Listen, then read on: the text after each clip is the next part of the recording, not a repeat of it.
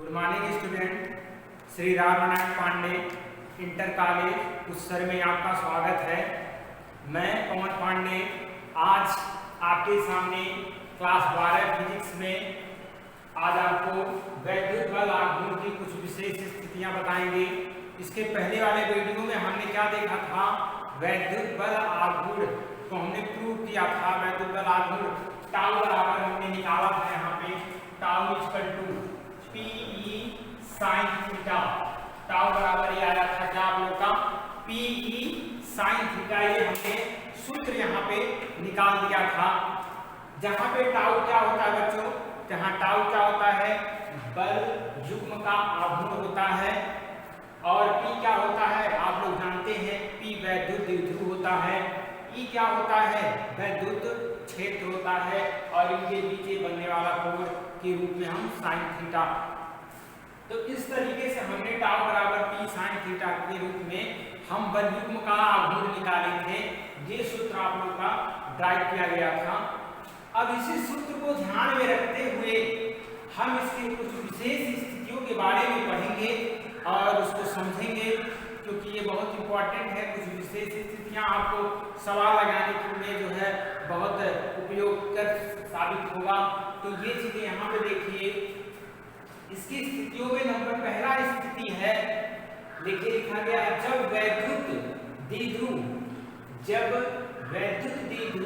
वैद्युत क्षेत्र के समांतर हो। वैद्युत द्विध्रुव जो है वह वैद्युत क्षेत्र के क्या हो, समांतर हो तथा क्षेत्र की दिशा में हो। तो यहाँ देखिए हम पहले क्या करेंगे, एक समान वैद्युत क्षेत्र का निर्माण करेंगे। तो हमने पहले वैद्युत क्षेत्र बनाया है, यहाँ पे देखिए ये इस तरीके से वैद्युत क्षेत्र, ये आपका वैद्युत क्षेत्र बनके तैयार हो गया। तो इसको हमने नाम दिया वैद्युत क्षेत्र। इधर की दिशा में है, यह क्या है, एक और कर दीजिए वैद्युत क्षेत्र। अब यहाँ पे देखिए क्या क्या है, एक वैद्युत द्विध्रुव को हमको अब क्या करना है, एक वैद्युत द्विध्रुव रखना है और उस वैद्युत द्विध्रुव किसके समांतर, क्षेत्र यानी वैद्युत क्षेत्र के समांतर रखना है तथा क्षेत्र की ही दिशा में रखना है। ये आपको ध्यान देना है, इसकी दिशा में ही आपको रखना है। और फिर क्या रखना है, प्लस आपको वैद्युत क्षेत्र के समांतर रखना है। तो एक बल आघूर्ण आप मान लीजिए यहाँ पे दिखा रहे हैं, बल आघूर्ण यानी वैद्युत द्विध्रुव को दिखाने के लिए आप यहाँ पे कर दिए ये चीज, यहाँ पे आपने वैद्युत द्विध्रुव दिखा दिया। ये आपका माइनस क्यू हो गया और ये क्या हो गया, प्लस क्यू हो गया, जिसका डायरेक्शन इधर की तरफ हो गया, यानी माइनस से प्लस की तरफ। यानी क्या हो गया, इसकी जो डायरेक्शन है वह माइनस आगे से प्लस क्यू तक आगे की ओर होगा। अब यहाँ पे ध्यान दीजिए, इस पॉइंट को हमने वैद्युत द्विध्रुव नाम दे दिया।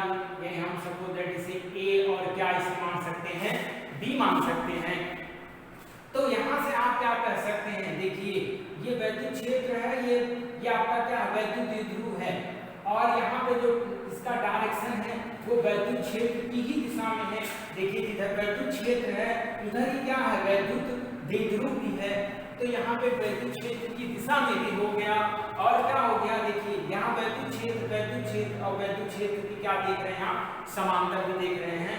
यानी वैद्युत क्षेत्र के समांतर भी आपको ये दिख रहा है।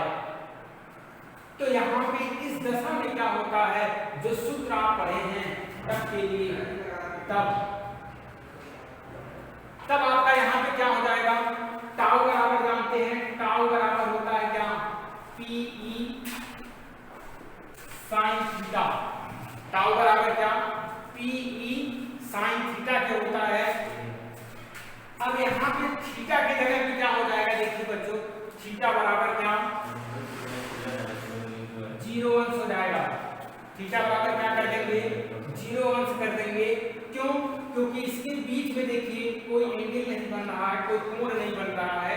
इसके बीच वैद्युत द्विध्रुव तथा वैद्युत क्षेत्र की दिशा में देखिए यहाँ पे कहीं भी एक दूसरे को क्रॉस नहीं कर रहे हैं, अगर कोई कोण नहीं बन रहा है तो कोण थीटा बराबर क्या रखेंगे, यहाँ पे 0 अंश रखेंगे। तो टाउ इक्वल टू आपका मिल जाएगा पीई और ये हो जाएगा साइन 0 अंश।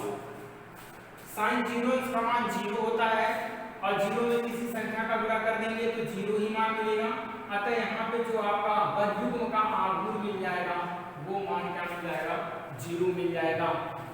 अतः यहाँ पे आपका इसका निष्कर्ष क्या निकला, लिख सकते हैं अतः जब हम वैद्युत द्विध्रुव को वैद्युत क्षेत्र के समांतर रखते हैं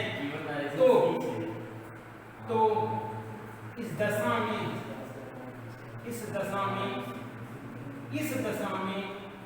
बल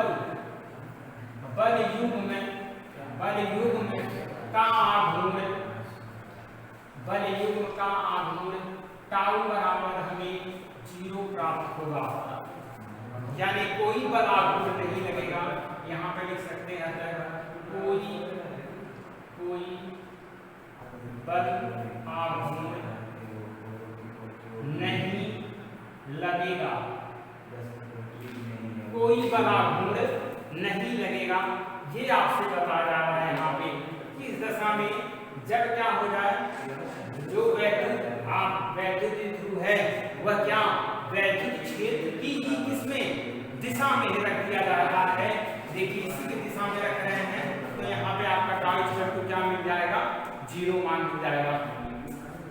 अब नेक्स्ट आप लोग का क्या है, जब वैद्युत द्विध्रुव वैद्युत क्षेत्र के समांतर तथा क्षेत्र के विपरीत दिशा में हो। हाँ, तो यहाँ पे आपका देखिए जब वैद्युत द्विध्रुव वैद्युत क्षेत्र के समांतर हो, यानी अब अगला हमको वैद्युत द्विध्रुव उसी तरीके से रखना है, समांतर ही रखना है, लेकिन बट यहाँ पे दे दिया है देखिए क्षेत्र के, देखिए एक लाइन यहाँ पे नोट किया है, क्षेत्र के क्या विपरीत दिशा में हमको रखना है, यानी क्षेत्रफल के क्या जो वैद्युत क्षेत्र है जो ई है उसके क्या कर देना है, विपरीत डायरेक्शन में आपको रख देना है। यानी देखिए यहाँ पे ये वैद्युत क्षेत्र ये वैद्युत क्षेत्र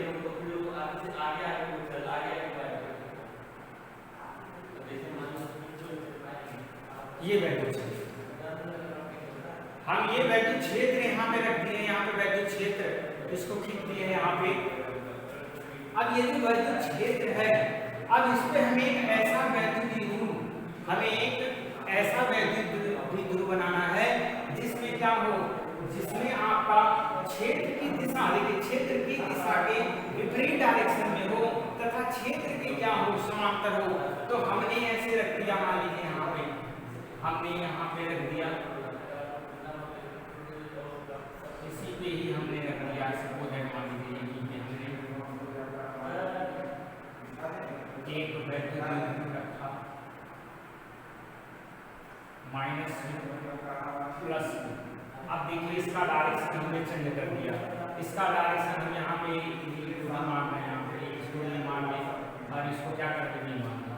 अब ये हमने वैद्युत द्विध्रुव एडी को रख दिया, एडी को रखा, देखिए इसी के समांतर हमने रखा है, यानी ये आपका वैद्युत क्षेत्र है और इधर हमने क्या कर दिया, वैद्युत द्विध्रुव को रख दिया। तो यहाँ पे आप देख रहे हैं कि जो वैद्युत क्षेत्र वह वैद्युत द्विध्रुव वह जो है वैद्युत क्षेत्र के समांतर ही है, देखिए इसके समांतर हर जगह से इसके समांतर आपको दिख रहा है, लेकिन क्या है डायरेक्शन इसका जो है वो विपरीत है। क्षेत्र इधर है, क्षेत्र इधर लग रहा है तो वैद्युत द्विध्रुव इधर लग रहा है, तो एक इधर लगे या एक विपरीत डायरेक्शन में लगता है, जैसे यहाँ पे और एक विपरीत डायरेक्शन में अगर जो क्षेत्र यहाँ पे है और वैद्युत द्विध्रुव यहाँ पे लग रहा है, तो इनके देखिए इनके बीच का ये दोनों होता है वह क्या होता है बच्चों, 180 अंश हो जाएगा। यहाँ पे नोट में आप होता है इनके बीच का जो कोण हो जाएगा वह क्या हो जाएगा, 180 अंश हो जाएगा। ऐसा क्यों होगा, क्योंकि ये हम क्या कर रहे हैं, वैद्युत क्षेत्र के विपरीत दिशा में रख रहे हैं। अतः यहाँ पे जो आपका सूत्र हो जाएगा, सूत्र हम रखेंगे, लेकिन इसको वैद्युत द्विध्रुव क्षेत्र तीसरे पॉइंट पर भी लिख देंगे यहाँ पे। तो यहाँ देखिए अब हम यहाँ पे निकालेंगे किसका, वर्गयुग्म का आघूर्ण निकालेंगे इस दशा में। तो टाउ बराबर हमारा सूत्र होता है P sin थीटा। ये हमारा क्या होता है, सूत्र होता है टाउ बराबर P sin थीटा।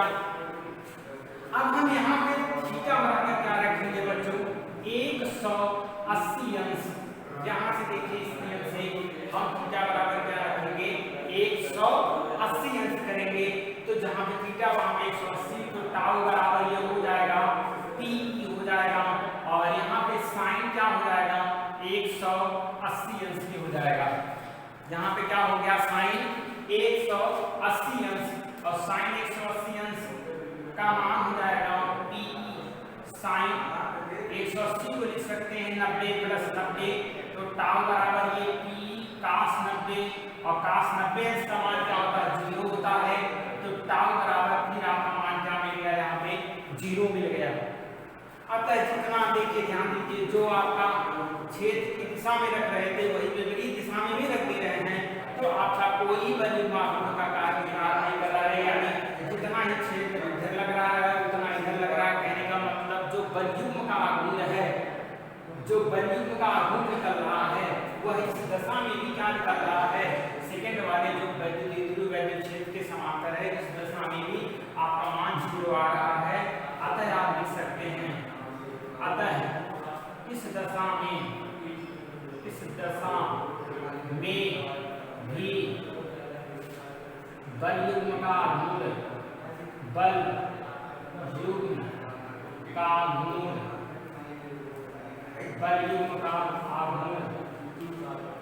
टाउ बराबर 0 है।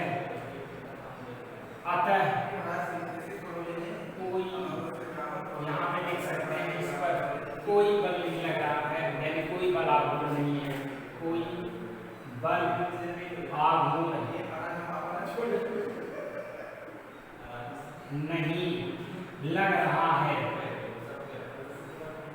इस तरीके से हम कह सकते हैं कि अतः इस दशा में भी बलयुग्म का आघूर्ण टाउ बराबर क्या निकल रहा है 0 निकल रहा है।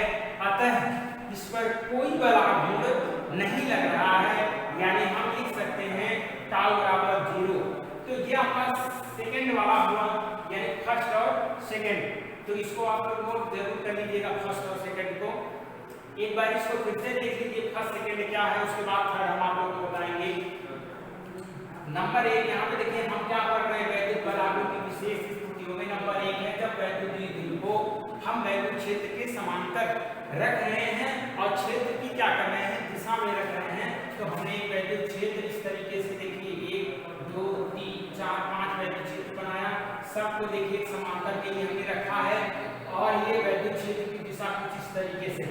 अब हम एक वैद्युत द्विध्रुव इस पे रख रहे हैं और उसको हमने रख दिया वैद्युत क्षेत्र के समांतर, और -q से +q तक इसका डायरेक्शन है, यानी देखिए इसका डायरेक्शन u है और वैद्युत क्षेत्र का भी डायरेक्शन इसी तरफ से है। तो हम यह कह सकते हैं कि ये भी क्या है वैद्युत क्षेत्र की दिशा में भी है और वैद्युत क्षेत्र के जो है वह समांतर है वैद्युत बल, यानी वैद्युत द्विध्रुव जो है। तो यहाँ पे कोण का मान 0 से निकल रहा है। हम टाउ बराबर जानते हैं पी साइन थीटा होता है, थीटा की जगह पे हमने क्या कर दिया 0 अंश कर दिया, और साइन 0 अंश का मान क्या होता है 0 होता है। अतः इस दशा में बलयुग्म का आघूर्ण टाउ बराबर क्या होता है 0, जिस पर कोई बल आघूर्ण नहीं लग रहा है, हम यह कह सकते हैं। नेक्स्ट आप लोग का पॉइंट था जब वैद्युत द्विध्रुव वैद्युत क्षेत्र के समांतर तथा क्षेत्र के विपरीत दिशा में होता है। यहाँ पर देखिए सेम वैसे हमने बनाया वैद्युत क्षेत्र और इसके जो है समांतर हमने क्या रखा है वैद्युत द्विध्रुव रखा है, बट इसका डायरेक्शन देखिए क्या है क्षेत्र इधर है और इसका डायरेक्शन इधर है, यानी विपरीत दिशा में है। और जब यह विपरीत दिशा में होता है तो इसके बीच का देखिए कोण कितने अंश का बनता है 180 अंश का कोण बनेगा। और यहाँ पे हम टाउ बराबर जानते हैं क्या पी साइन थीटा होता है, तो टाउ बराबर पी साइन थीटा के जगह पे 180 अंश मान रखेंगे, तो साइन 180 अंश का मान 0 होता है, तो टाउ बराबर 0। इस दिशा में भी बलयुग्म जो आघूर्ण निकला उस पर कोई आघूर्ण काम नहीं कर रहा है, क्योंकि सीधा बलयुग्म आघूर्ण 0 निकल जा रहा है। इस दिशा में भी कोई बलयुग्म नहीं लग रहा है, क्योंकि टाउ का मान क्या हो जा रहा है 0 हो जा रहा है। अब थर्ड वाला जो हम पढ़ेंगे यहाँ पे देखिए थर्ड क्या है,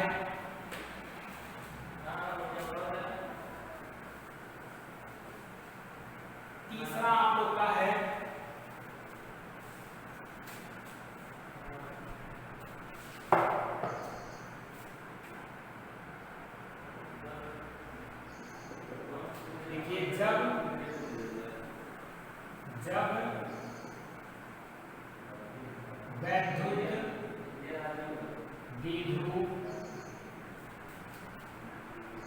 वैद्युत क्षेत्र के लंबवत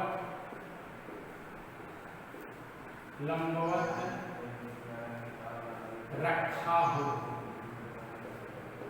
इस तरीके से।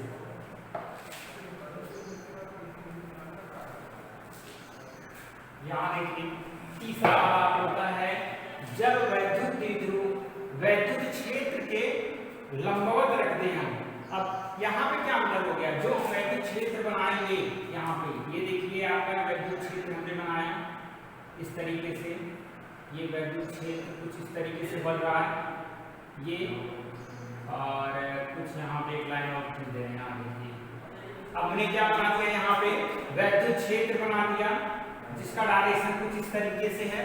अब इसमें हमको क्या कर देना, वैद्युत द्विध्रुव को रखना है और वैद्युत द्विध्रुव जो है वो क्षेत्र की क्या हो, लंबवत होना चाहिए। यानी अब हम जो रखेंगे वैद्युत द्विध्रुव वो कुछ इस तरह से, एक वैद्युत द्विध्रुव हम रख देंगे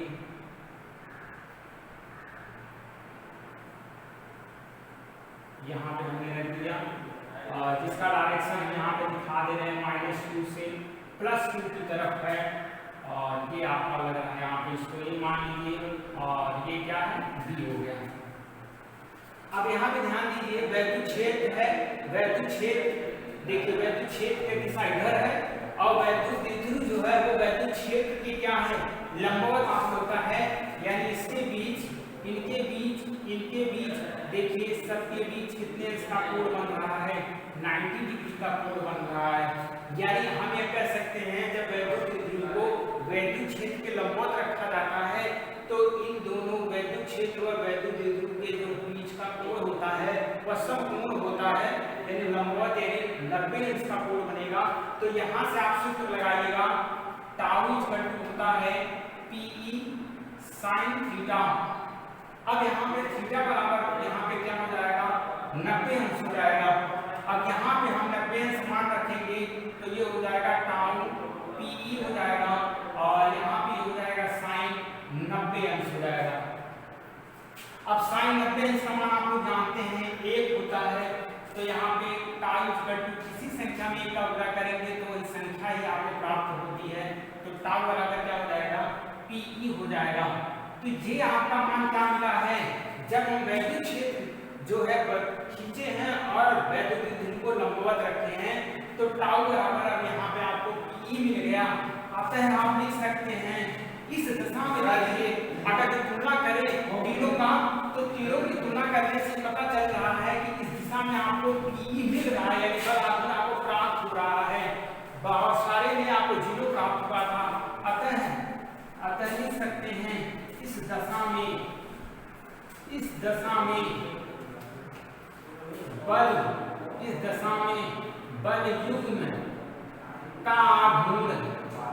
युग्म का आघूर्ण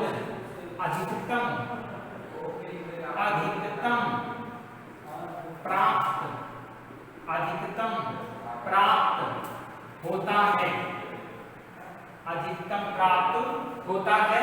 ये आपका इसका निष्कर्ष निकल गया कि हम जब थर्ड वाले में जब वैद्युत द्विध्रुव को वैद्युत क्षेत्र के क्या लंबवत रखते हैं तो जो बलयुग्म का आघूर्ण है उसका हम सूत्र लगाएंगे P sin थीटा। हमने इस तरीके से देख रहे हैं वैद्युत क्षेत्र और बल आघूर्ण कुछ ऐसे रखा है, इनके बीच का जो कोण देखिए बन रहा है अब 90 अंश बन जा रहा है, 0 अंश नहीं बन रहा है। तो यहाँ पे टाउ बराबर क्या हो गया, P sin 90 अंश। तो sin थीटा की जगह पे हमने क्या रख दिया, 90 अंश रख दिया, और टाउ बराबर आप लोग का क्या मिल गया, PE मिल गया।